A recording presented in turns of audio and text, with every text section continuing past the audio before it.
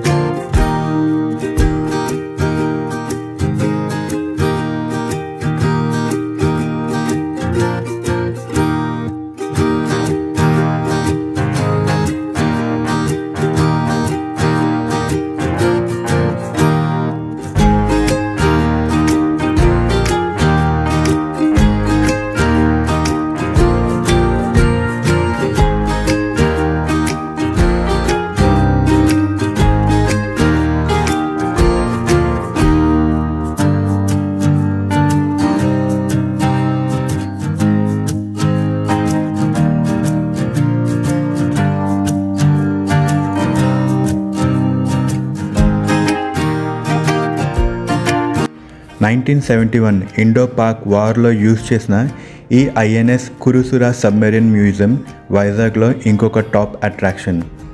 ఈ మ్యూజియంకి entry ticket వచ్చేసి 70 rupees అండి. ఇది మధ్యాహ్నం 2:30 టు నైట్ 8:30 వరకు ఓపెన్ ఉంటుంది. మండే హాలిడే, సండే రోజు అయితే మార్నింగ్ కూడా ఓపెన్ అయి ఉంటుంది. సో ఈసారి నేను వైజాగ్ వెళ్ళినప్పుడు ఇంకో 2 కొత్త మ్యూజియం చూశానండి. ఇది వచ్చేసి సీ హ్యారియర్ మ్యూజియం, ఇంకొకటి వచ్చేసి హెలికాప్టర్ మ్యూజియం. ఆల్రెడీ మనకి TU-142 ఎయిర్క్రాఫ్ట్ మ్యూజియం కూడా మనకి సబ్మెరీన్ మ్యూజియం ఆపోజిట్లోనే ఉంటుంది. సో ఇంట్రెస్ట్ ఉన్న వాళ్ళు ఇక్కడ కూడా వెళ్ళి ఎంజాయ్ చేయొచ్చు.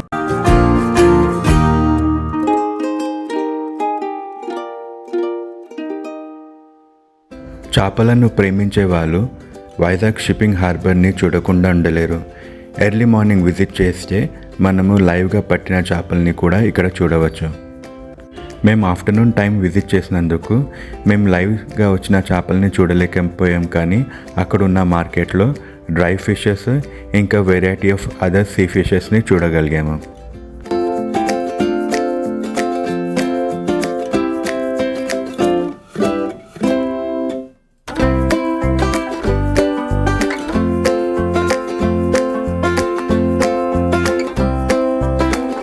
ఇప్పుడు మేము వచ్చేసి ఫిషింగ్ హార్బర్ దగ్గర ఉన్నామండి. వైజాగ్ టూర్లో ఇది కూడా ఒకటి మేము పెట్టుకున్నాము, చూద్దామని చెప్పేసి. మేము వచ్చేసి ఎండు చేపలు కూడా కొంచెం పర్చేస్ చేసామండి. చాలా తక్కువ ధరలో దొరికిందనమాట. సో ఇంకా ఇక్కడ మీరు చూస్తున్నాయి కదా, ఇవంతా షిప్పింగ్ వెషల్స్. సో ఇవన్నీ స్టాండ్ బై, వేరే కూడా ఉన్నాయి, ఒకసారి చూపిస్తాను మీకు.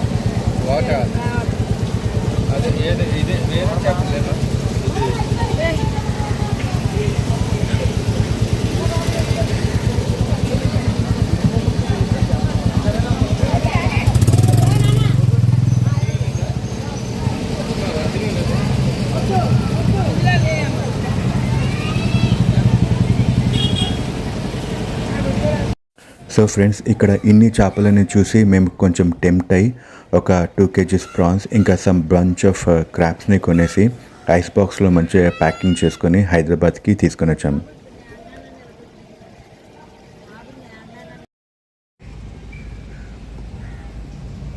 సో ఫ్రెండ్స్, ఈ ఫిషింగ్ హార్బర్లో మేము మా ట్రిప్ చాలా బాగా ఎంజాయ్ చేసాము, కొంచెం షాపింగ్ కూడా చేసాము.